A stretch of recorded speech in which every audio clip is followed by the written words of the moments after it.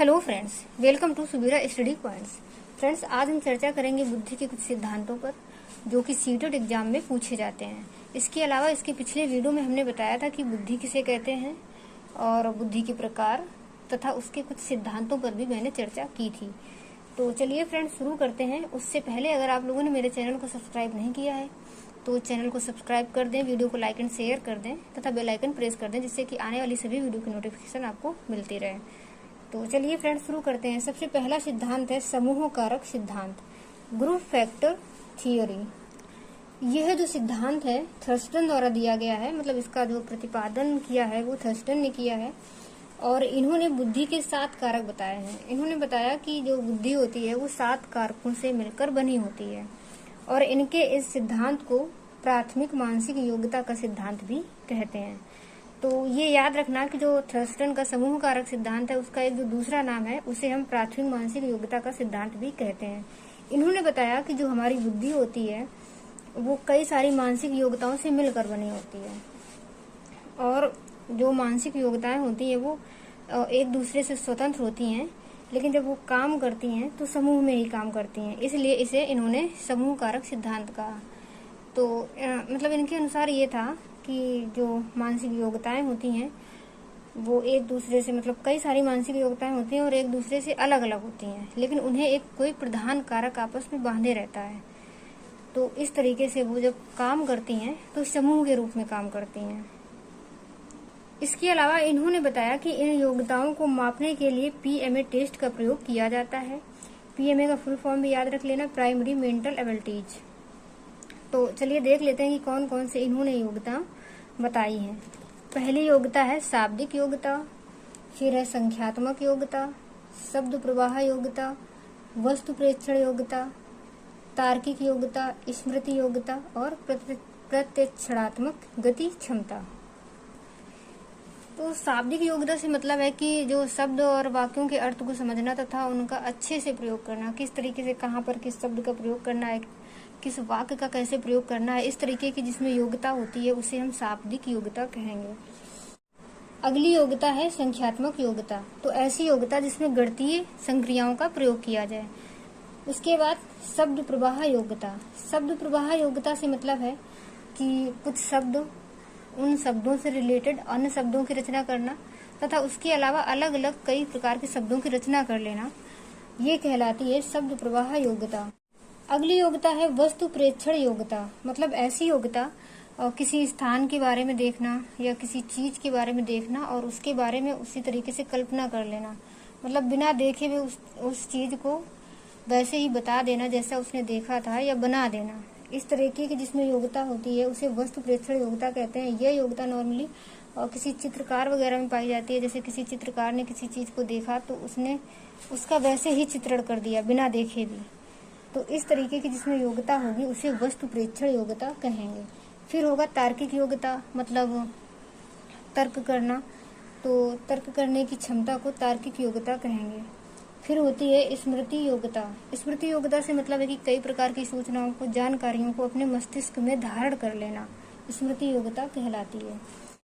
अगली योग्यता है प्रत्यक्षणात्मक गति क्षमता। इसकी अगर हम बात करें तो किसी घटना की, मतलब जैसे किसी घटना को देखा है तो उसकी वैसे ही विस्तृत चर्चा कर देना, इस तरीके की जिसमें क्षमता होगी उसे प्रत्यक्षणात्मक गति क्षमता कहेंगे। उसके बाद बात करते हैं अगले सिद्धांत की, जो कि बुद्धि की संरचना का प्रतिमान, और ये सिद्धांत दिया हुआ है JP गिलफोर्ड ने। इसको इंग्लिश में स्ट्रक्चर मॉडल ऑफ इंटेलिजेंस कहते हैं तथा इसका अन्य नाम भी है त्रिआयामी बुद्धि का सिद्धांत। तो JP गिलफोर्ड ने बताया कि जो बुद्धि होती है तो वो 3 विमाओं में प्रदर्शित की जा सकती है और इन्होंने जो 3 विमाएं बताई थी, एक विमा बताई थी विषय वस्तु या सामग्री, संक्रियाएं और उत्पाद। इन्होंने कहा था इन तीनों विमाओं को, मतलब इन तीनों विमाओं के आधार पर जो है हमारी बुद्धि काम करती है। इन्होंने तीनों विमाओं को इस तरीके से प्रदर्शित किया था। पहली विषय वस्तु या सामग्री, संक्रियाएं और उत्पाद।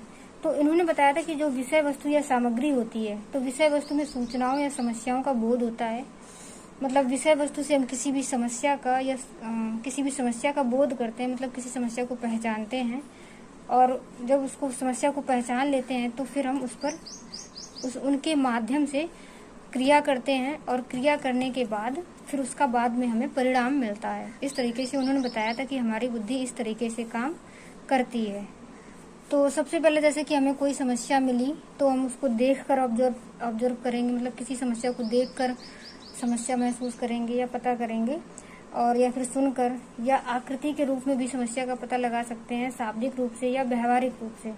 तो हम किसी समस्या का पता किस तरीके से लगाएंगे, इन तरीकों से किसी भी समस्या का पता लगा सकते हैं। उन्होंने बताया था कि 5 विषय वस्तु ऐसी होती हैं जिनके माध्यम से हम किसी भी समस्या का पता लगाते हैं, और जब हमें समस्या पता चल जाती है तो फिर हम उसको उस समस्या के अनुसार क्रिया करते हैं, और क्रिया करने के लिए मतलब उसको संज्ञान में लेंगे, स्मृति लेखन या स्मृति धारण, उस पर फिर चिंतन करेंगे, अभिसारी चिंतन करेंगे या अपसारी चिंतन करेंगे, फिर उसका मूल्यांकन करेंगे। तो संक्रियाएं हम 6 तरीकों से कर सकते हैं, और जब संक्रिया हो जाएगी विषय वस्तु, उसके बाद फिर संक्रिया होगी, और संक्रिया होने के बाद फिर उसका परिणाम निकलेगा। तो क्या परिणाम निकला, उसकी इकाई क्या है, या फिर वह जो परिणाम निकला है वो किस कैटेगरी का है, किस वर्ग का है, उसका इस समस्या से क्या, मतलब किस तरीके से किस समस्या से क्या संबंध है, या उसकी प्रणाली कैसी है, रूपांतरण, आशय या निहितार्थ। इस तरीके से हम पता करेंगे कि पहले विषय वस्तु होगी, फिर संक्रिया के माध्यम से हमें उसका रिजल्ट मिलेगा। तो इसको नॉर्मली इस तरीके से याद रखेंगे कि जो जेपी गिलफोर्ड का त्रिआयामी बुद्धि का सिद्धांत है उसमें उन्होंने 3 विमाएं बताई हैं, एक विषय वस्तु या सामग्री, संक्रियाएं और उत्पाद।